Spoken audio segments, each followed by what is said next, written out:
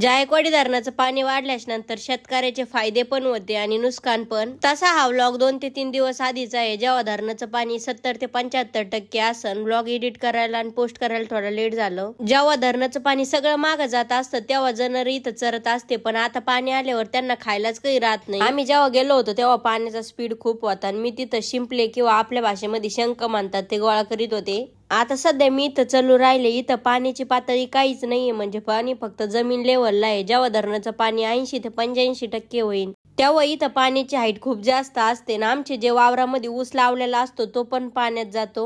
ऊस, तुरी आणि आम्ही सोयाबीन करीत असतो. या वर्षी म्हणलं पाणी लेट येईन त्यामुळे सोयाबीन निघून येईन, पण आता सध्या 1 एकर सोयाबीन पाण्यामध्ये येईन, काही मध्ये नाही का आता जनावर चरू राहिले. जर पाणी वाढलं तर ही सगळी सोयाबीन पाण्यामध्ये जाते. या वर्षी म्हणावा असा पाऊस झाला नाही म्हणून यांनी पाणी दिलं होतं, पण आता ती सोयाबीन पाण्यामध्ये जाणार आहे. पार्ट 2 नक्की टाकीन, फॉलो करा.